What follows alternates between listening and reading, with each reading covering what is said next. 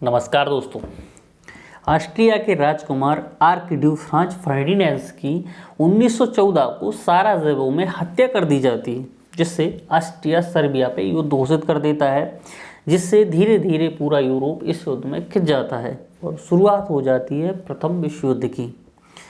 प्रथम विश्व युद्ध की समाप्ति के बाद जर्मनी पे कठोर सैंक्शन लगा दिए जाते हैं और जर्मनी वारसाई की संधि को तोड़ते हुए 1939 को पोलैंड पे आक्रमण कर देता है, जिसे फ्रांस और ब्रिटेन जर्मनी पे युद्ध घोषित कर देते हैं और धीरे धीरे पूरा विश्व इस युद्ध की चपेट में आ जाता है और शुरुआत हो जाती है वर्ल्ड वॉर टू।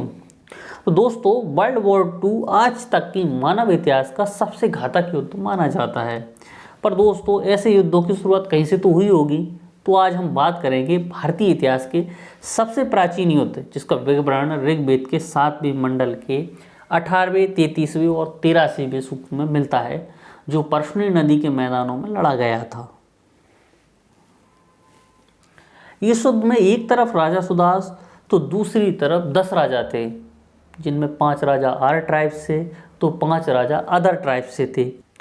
और ये 10 ट्राइब्स थीं: अलीन, अनु, भृगु, आलन, द्रुव, मत्स्य, परशु, पुरु, पन्नी और दहे।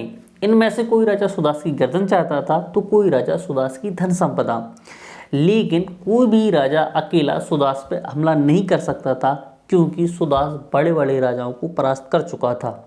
इसी को देखते हुए अयाति के पुत्र अनु के नेतृत्व में एक सभा बुलाई गई, जिसमें तय किया गया कि हम सभी 10 राज्य मिलकर एक साथ सम्राट सुदास पर हमला करेंगे और उसे मारकर त्रित्सु राज्य पे अपना अधिकार कर लेंगे।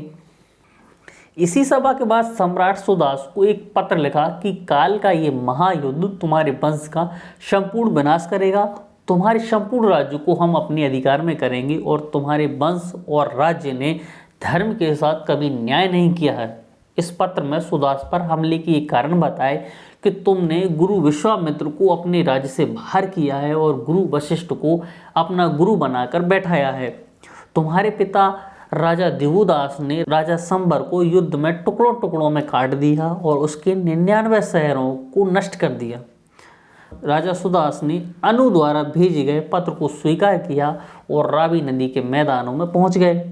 राजा सुदास के सैनिक हथियारों से लैस थे। सुदास की सेना का मुकाबला अनु की सेना से होना था। 66,000 पैदल, 20,000 रथ, 2,000 घुड़सवार और 50 हाथी की महासेना ने युद्ध की ललकार कर दी और युद्ध का आरंभ हो गया। सुदास की सेना के पास लकड़ी पत्थरों के हथियार की जगह कॉपर के हथियार थे, तीर, भाले और तलवारें थी, जिससे शत्रु सेना को समझ नहीं आया कि ये कैसा युद्ध, यह कैसा हथियार, इतना छोटा होने के बावजूद जिसकी मार से कई कई सैनिक मारे जा रहे हैं। ऐसा माना जाता है कि सुदास का जो राज्य था वो हरियाणा रीजन में था। हरियाणा रीजन में कॉपर की बहुत सी माइन है। इनफैक्ट आज की कॉपर की सबसे बड़ी माइनिंग खेतड़ी हरियाणा राजस्थान के बॉर्डर्स पे है। तो 10 राजाओं से जीत पाने के बाद राजा सुदास ने एक अश्वमेध यज्ञ कराया। उस टाइम अश्वमेध एक बड़ी पूजा होती थी, जिससे आसपास के राजा आते थे और यज्ञ होता था। उसके बाद एक रॉयल घोड़ा लेते थे और फिर उसको छोड़ते थे। ये घोड़ा जहाँ जहाँ जाएगा और जिस जिस एरिया में जाएगा वो सारा एरिया राजा के कंट्रोल में होगा। अगर किसी व्यक्ति या राजा को आपत्ति है तो उस घोड़े को पकड़ सकता है और राजा अपनी सेना भेजेगा और उससे युद्ध करेगा। अगर उस युद्ध में राजा की जीत हो गई तो वो क्षेत्र राजा के कंट्रोल में आ जाएगा। इससे राजा के पास अपने आसपास का एरिया कंट्रोल में आ जाता था। इसलिए इस राजा को चक्रवर्ती राजा कहते हैं, यानी पहिए की तरह इसका राज्य कहीं भी जा सकता है। इसलिए दोस्तों, आपने प्राचीन इतिहास में पहिए का शेप आपको बार बार देखने को मिलता है।